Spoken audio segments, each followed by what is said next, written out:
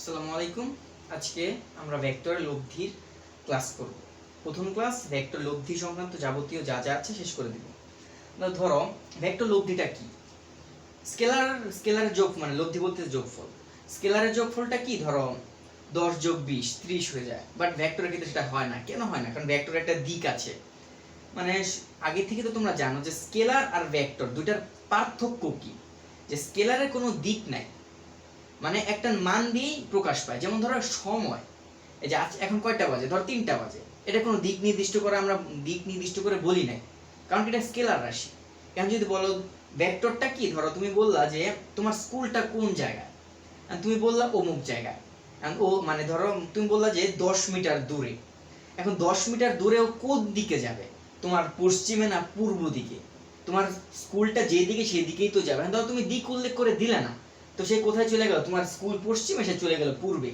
এটাই হচ্ছে তোমার ভেক্টর। তো যেমন ধরো এদিকে একটা ভেক্টর পি, এদিকে একটা ভেক্টর কিউ, এদের মধ্যবর্তী কোণ কত? আলফা। এবং এটার যে রেজাল্টেন্ট মানে লব্ধি, এটা হচ্ছে আর। এটা কিভাবে নির্ণয় করবা? এই r square is equals to তোমার p square plus Q square plus 2pq cos alpha. এই সূত্র দিয়ে তুমি লব্ধি নির্ণয় করতে পারবা। যা বোঝা গেছে? তো ধরো এখন এর কিছু শর্টকাট আছে। যেমন এটা ম্যাক্সিমাম কখন? আর ম্যাক্সিমাম কখন হবে? তোমার যখন p প্লাস কিউ। আর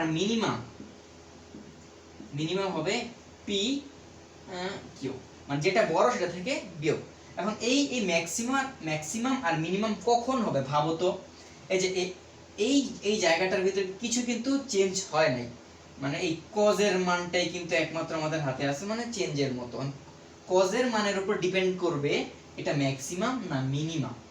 এখন ধরো তুমি এদিকে একটা ঘুষি দিলা, হ্যাঁ, একটা বলকে দিকে ঘুষি দিলা ওই পাশে যাওয়ার জন্য। এখন তোমার আরো একটা বন্ধু আইসা তোমার বিপরীত দিকে ঘুষি দিল, তাহলে কি বলটা মানে আর যাইতে পারবে? পারবে না। কারণ কি ওই দিক থেকেও একটা আসতেছে, এদিক থেকেও আসছে। তখন ম্যাক্সিমাম কখন হবে? তুমিও ঘুষি দিলা, তোমার বন্ধুও ঘুষি দিল, তাহলে এদিকে মানে মানে কজের মানটা যখন ম্যাক্সিমাম হবে, এই মানটাও তখন ম্যাক্সিমাম। কারণ কজের ম্যাক্সিমাম মানটা কত? কজের ম্যাক্সিমাম মান হচ্ছে তোমার 1, 1 এর উপরে কজের কোনো মান নেই, এবং মিনিমাম মান হচ্ছে তোমার -1। তো কজের মান যখন 1 হবে, ধরো এই যে r square is equals to p square plus q square plus 2pq, কজের মান তো 1, এই যে কজ আলফার মান 1, ধরো 1 বসিয়ে দিলাম। তো এই ক্ষেত্রে কি হলো? এবার দেখো a square plus b square plus 2ab এই সূত্রে পড়ে গেল। তাহলে কিন্তু কি p plus q whole square, r square is equal, উভয় দিক থেকে স্কয়ার সরে গেলে r is equals to p plus q। তাহলে r এর ম্যাক্সিমাম কখন হবে? যখন দুইটা ভেক্টরের মধ্যবর্তী কোণ থাকবে তোমার 0 ডিগ্রি। কারণ কখন? cos 0 এর মান 1। আবার দেখো যখন একই দিকে, ধরো এদিকেও তুমি 10 নিউটন বল দিলা, আবার তোমার আরেক বন্ধু এদিকে 10 নিউটন বল দিল, তাহলে যোগফল জাস্ট। তাহলে এই ক্ষেত্রে রেজাল্টেন্ট r এর মান কি হবে? 10 যোগ 10। তোমার কোণের কোনো দরকারই পড়বে না। বুঝা গেছে? আবার ধরো তুমি এইদিকে 10 নিউটন বল দিলা, আবার তোমার বন্ধু কি করলো? এইদিকে আবার 20 নিউটন বল দিল। এই ক্ষেত্রে একবারে সিম্পল, এদের মধ্যবর্তী কোণ কত? 180। তার মানে একবারে সিম্পলি 20 থেকে 10 বিয়োগ দিয়ে দিবে, যেটা থাকবে এটাই উত্তর। এটাই হচ্ছে তোমার লব্ধির ক্ষেত্রে। আরো একটা শর্টকাট আছে, ধরো তোমার এটা কি মিনিমাম হবে 180 ডিগ্রি, আরেকটা আছে r square is equals to p square plus q square. এটা কখন হবে? যখন এদের মধ্যবর্তী কোণ 90 ডিগ্রি। মানে যে কোনো কোণ থাকলে তোমরা এই সূত্র ফলাবা। এই যে এটা হলো মাদার ফর্মুলা, আর এগুলো হচ্ছে শর্টকাট।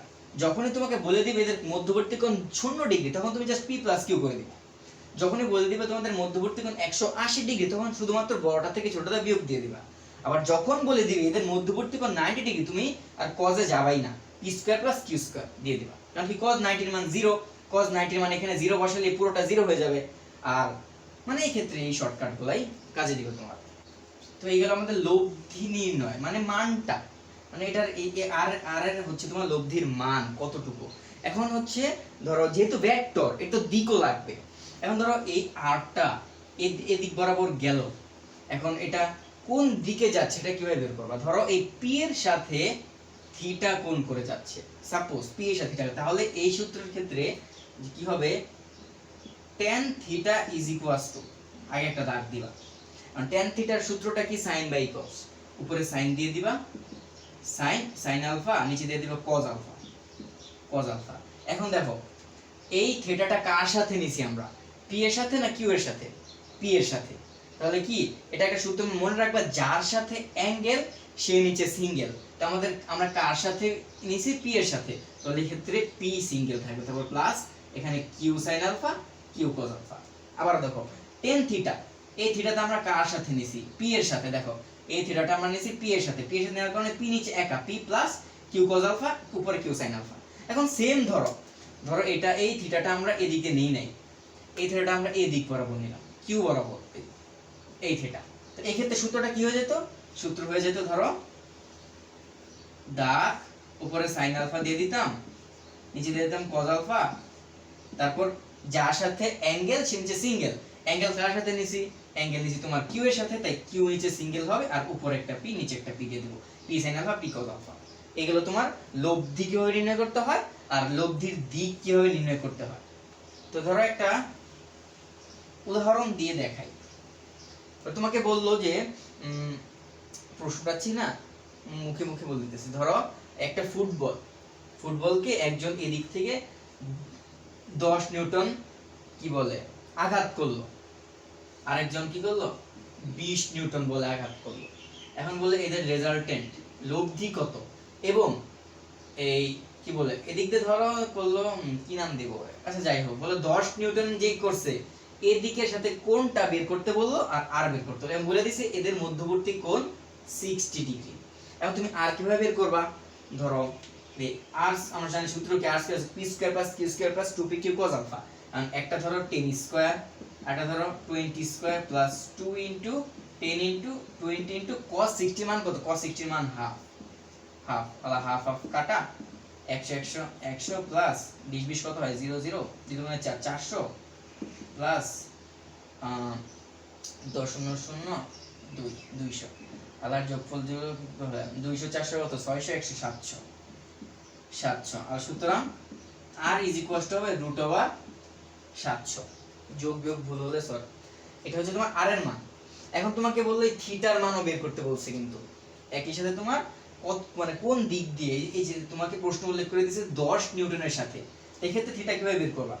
ধরো এখানে করি, আমরা জানি কি tan theta is equals two, আগে sin আলফা বসিয়ে দেব, sin আলফার মান 60, sin 60 cos 60। এখন দেখো আমাদের কোন কার সাথে বলছে 10 নিউটনের সাথে, তাহলে 10 নিচে একা রাখবো, প্লাস বাকিটা বসিয়ে দেবো, উপরে 20 sin আলফা sin 60 আর নিচে 20 cos 60। এখন ধরো 20 এর পর sin 60 মান কত, sin 60 মানে 1/√2 মেবি 1/√2, আর নিচে 10 প্লাস 20 ইনটু আর cos 60 মান 1/2। এখন এখানে যোগ বিয়োগ গুণ ভাগ করা যা আসে তোমরা উত্তর লিখে দিও। এভাবে তোমরা মানে লব্ধির একটা মানে কি বলে মাদার ফর্মুলা। তো এগুলা তো গেল। এখন ধরো একটু টাফের দিকে যাই। ধরো এখন তোমাকে বললো একটা কোণ এদিকে পি, আরেকটা এদিকে কিউ, আরেকটা এদিকে P Q R P Q ধরো জেড। এখন তিনটা কোণ বলে দিল তোমার এদিকে θ1 আর এটা হচ্ছে θ2। এখন বলে এই তিনটা লব্ধি বের করো। এখন এই তিনটা লব্ধি কিভাবে বের করবা, দুইটার তো সূত্র জানি আমরা, তিনটা সূত্র কি, কারণ দুইটা উপায় আছে। একটা উপায় ধরো তুমি কি করলা, পি কিউ আর পি দুইটা লব্ধি আগে বের করবা, কি কালি কথা, আচ্ছা আমার হাতে পি আর কিউ লব্ধি বের করার পর ধরো এই যে একটা আর আসলো। এখন কি করলাম, পি আর কিউ লব্ধি বের করে ফেলছি, তার মানে এটা নাই, না মানে এটা নাই। এখন আমরা আর জেড একটা লব্ধি বের করলে এই যে এরকম ভাবে একটা ওয়ে আছে, কিন্তু এটা অনেক টাফ হয়ে যায়। ধরো তোমাকে একসাথে আরো বাড়াইয়া দিল, ধরে ভাবে দিল এদিকে একটা পি, এদিকে একটা কিউ, এদিকে একটা জেড, এদিকে একটা পি কিউ জেড, ধরো এস। এখন তুমি কি করবা, এখানে দেয়া দিল থিটা 1, এটা দেয়া দিল থিটা 2, এটা দেয়া দিল থিটা 3। এখন কিন্তু একসাথে অনেকগুলো, এখন কি তুমি এই দুইটা যোগ কইরা একটা বানাবা, পরে আবার ওই দুইটা যোগ করা আরেকটা বানাবা, পরে আবার লাস্টে তিন ধাপে করা কিন্তু অনেক টাফ হয়ে যাবে। সো এই ক্ষেত্রে একটা নতুন সূত্র তোমরা জানবা। এখন সেই সূত্রটা লেখো সবাই।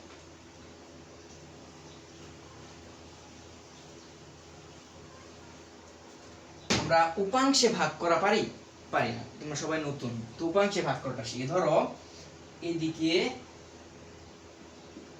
আছে পি, এদিকে আছে কিউ, এদিকে আছে আর, এটা হচ্ছে থিটা। এখন এই আর এর উপাংশ, এই পি বরাবর আর এর উপাংশ, আর মানে আর ধরো পি দিয়ে আমি বুঝাইলাম, আর পি বরাবর কি হবে আর cos থিটা, যেদিকে থিটা নেব ওটা cos দিব।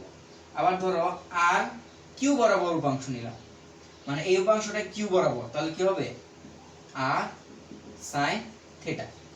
আর তোমার মন চাইলে তুমি এই থিটা এইভাবে না দিয়া এভাবে দিতে পারতা, যেদিকে থিটা দিতা এই থিটা এখানে দিতা, তাহলে কি হতো তোমার উল্টে যেত।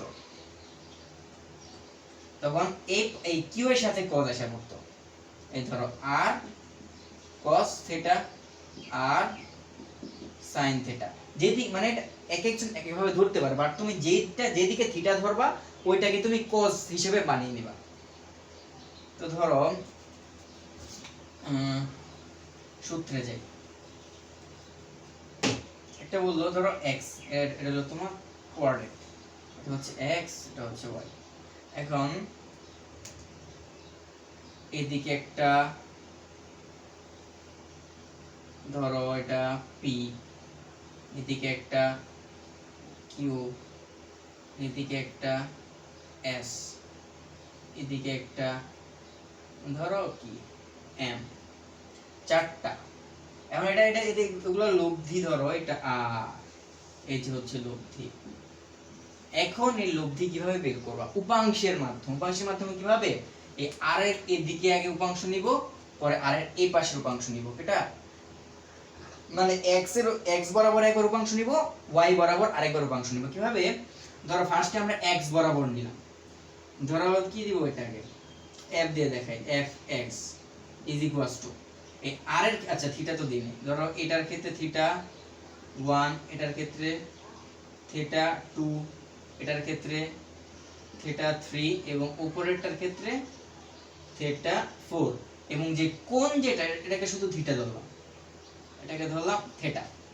এখন ধরো এই ফার্স্ট x এর ক্ষেত্রে যেটা এই উপাংশটা কি আগে কি বলছিলাম যে r এই x এর সাথে যেদিকে থিটা ধরবো সেদিকে cos, তাহলে কি হবে r cos থিটা।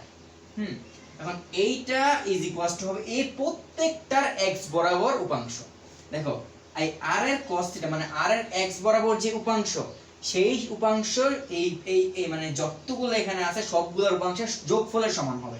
তাহলে ধরো p এর ক্ষেত্রে p cos, p এর ক্ষেত্রে কোণ কত থিটা 1 প্লাস, পরে q cos, cos এর ক্ষেত্রে কোণ কত theta 2 plus s, s cos, s এর ক্ষেত্রে থিটা কোণ কত theta 3 plus m, m cos, cos এর ক্ষেত্রে থিটা কত থিটা 4, এগুলো তোমার fx মানে x বরাবর আর এর উপাংশ, এই একটা গেল।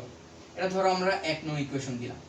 পরবর্তী ইকুয়েশন দিলাম ধরো fy বরাবর মানে উপর দিকটা y এর উপাংশ, এটা কি হবে আর এটা একটা শর্টকাট, তুমি যা লেখছো খালি যা সাইন দ্বারা প্রতিস্থাপন করে দাও, তবে আর এখানে তাকানোর দরকার নাই। আর sin theta is equals to p sin theta 1 plus p sin theta 2 plus p sorry p না q, আর এটা হচ্ছে তোমার s, s sin theta 3 plus m sin theta 4। এই দুটোর উপাংশ নির্ণয় করা শেষ আমাদের। এটা হলো এটা হলো। এখন লব্ধি কিভাবে বের করব? ঠিক একটা কাজ করি, এই দুটারে বর্গ করে যোগ করে দিই। এখানে আসো, ধরো এই r cos theta square plus r sin theta square is equals to fx square plus fy square. হলো না? আবার দেখো, এখন দুইটাকে কি হবে, r square cos square theta plus r square sin square theta is equals to fx square plus fy square. এই ক্ষেত্রে কি করব, r স্কয়ার কমন নিব। r স্কয়ার কমন নিলে cos square theta plus sin square theta is equals to fx square plus fy square. এখন দেখো cos square theta plus sin square theta is equals two 1, এটা সূত্র। তাহলে এক্ষেত্রে এটা মান আইসা বলো r square is equals to fx square plus fy square. সুতরাং r is equals to root over fx square plus fy square. তাহলে কি এই হলো আমাদের r এর মান বের হয়ে গেল। এখন এই ক্ষেত্রে যদি তোমার 5টা 6টা 10টাও থাকতো, তুমি এখানে যোগ করে দিতা, একটা মান আসতো, সেই মানটাকে স্কয়ার করবা রুট করে দিলে তোমার উত্তর চলে আসবে। এটা ডাইরেক্ট লিখতে পারতাম, বাট তোমাদের দেখাইলাম কিভাবে আসছে। এবং সেম ধরো কোণের ক্ষেত্রে কি করবা, এটা তো বুঝলাম যে লব্ধি কিভাবে নির্ণয় করব, বাট কোণ, এতগুলা কোণ কিভাবে, এটাকে এটা দ্বারা ভাগ করে দাও। 1 নং না, এটা হচ্ছে 2 নং, তাহলে 2 নং ভাগ 1 নং করে দাও। এই যে এটা r sin theta divided by r cos theta is equals to sin এর মান কত y, fy, cos এর মান কত fx। এখন r r কাটা sin বাই cos মানে কত tan theta is equals to fy by fx। এভাবে আমাদের থিটাও বের করতে পারবো। বোঝা গেল কিভাবে? তাহলে আমরা কি শিখলাম, যখন দুইটা লব্ধি থাকবে আমরা কোন সূত্র ইউজ করব, p square plus q square plus 2pq cos alpha. আর r এর মান ম্যাক্সিমাম কখন, যখন দুইটা মানে কি বলে, দুইটা বল বেগ যাই হোক, দুইটা ভেক্টর যখন একই দিকে ক্রিয়া করবে তখন সেই ভেক্টরের মানটা ম্যাক্সিমাম হবে।